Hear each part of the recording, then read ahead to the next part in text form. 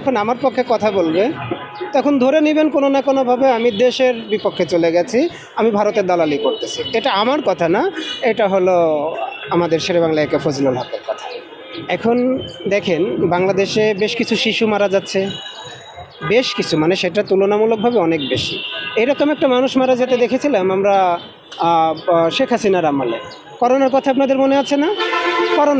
করোনার সময় কি হতো, যে ব্যক্তিটা রোড অ্যাক্সিডেন্ট করে মারা গেছে তাকেও করোনা দেখায় ওই মৃত্যুর লিস্টে দিয়ে দেওয়া হতো। তার কারণে কি হয়েছিল, মাত্র 12,000 কোটি টাকা বিশ্ব স্বাস্থ্য সংস্থা থেকে শেখ হাসিনা আনতে পেরেছিল।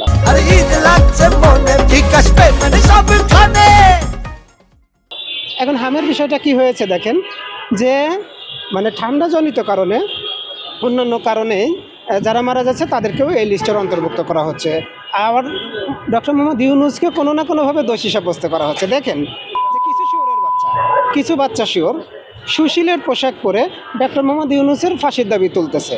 এদেরকে আমরা চিনতাম, কখন চিনতাম জানেন? যখন মঞ্চ 71 তৈরি হয়েছিল, ওই যে কয়জন বুড়ো মানুষ মিলে, শুয়োরের বাচ্চা মিলে মঞ্চ 71 তৈরি হয়েছিল, ওরা কি করলো, সুশীলের পোশাকে এসে মানে ডক্টর মোহাম্মদ ইউনূসের ওই সময় এই সরকারকে বিতর্কিত করার চেষ্টা করলো। ডক্টর মোহাম্মদ ইউনূসের নিয়ে আমার এত মাথা ব্যথা নেই। মাথা ব্যথাটা কোন জায়গায়? আপনারা যখন চুক্তি নিয়ে কথা বলেন তখন এই কথাটা একটু বলেন, গত 16 বছরে শেখ হাসিনা ভারতের সাথে কী কী চুক্তি করছিল একটু সামনে নিয়ে আসেন। আচ্ছা ঠিক আছে, অত চুক্তি সামনে আনার দরকার নাই, আদানির সাথে কী চুক্তি হয়েছিল সেটা একটু সামনে নিয়ে আসেন। সেই কথাটা কেউ বলবে না। এরা শুধু ভারতের দালালি কিভাবে করতে হয় সেটা বলবে। দেখেন হাম রুবেলা নিয়ে এখানে কোনো কনসিডার নেই, এটা আমাদের জাতীয় ইস্যু হয়ে গেছে। আমার কথাটা বুঝতে পেরেছেন? আগামী দিনে যেন অন্য কোনো বাচ্চা, আর একটা বাচ্চাও যেন মারা না যায়, আমরা এর পক্ষে। কিন্তু দেখেন ডক্টর মোহাম্মদ ইউনূসকে যখনই ফেলে দেওয়া যাবে, ডক্টর মোহাম্মদ ইউনূসকে যখনই আইনের কাঠগড়ায় দাঁড় করানো যাবে, তখন আরেকটা বিষয়কে দাঁড় করানো যাবে, নির্বাচনটা বৈধ ছিল না সাংবিধানিকভাবে।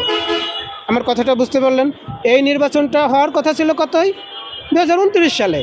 এখন যদি ডক্টর মোহাম্মদ ইউনূসকে কাঠগড়ায় দাঁড় করায় ফেলানো যায়, তখন তারা এই আওয়াজটা তুলে দিবে যে এই নির্বাচন কখনোই বৈধ ছিল না, এই নির্বাচনে অবৈধ হওয়ার কারণে এখনও শেখ হাসিনা বাংলাদেশের বৈধ প্রধানমন্ত্রী। আমার কথাটা বুঝতে পেরেছেন? আপনাদেরকে সবাইকে একটু সতর্ক থাকতে হবে। আপনাদের মাধ্যমে বলে দেই, ছাত্রদল, ছাত্র শিবির যারা আমরা ছিলাম, আমাদের দেখা হয়তো জেলখানায়, আমরা ভাইয়ের মতো পাশে দাঁড়াতাম। কী কারণে?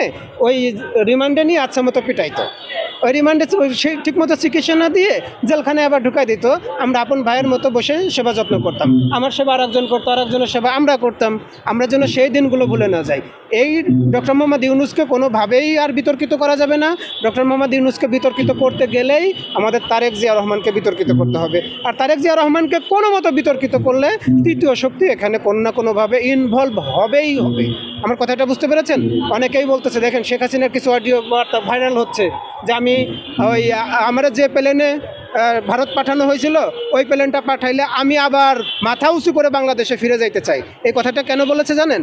কারণ শেখ হাসিনা আর আসবে না, ওনার বয়স তো 80 পার হয়েছে, তাই না?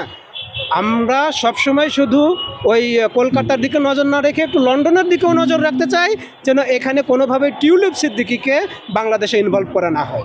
আমার কথাটা বুঝতে পেরেছেন?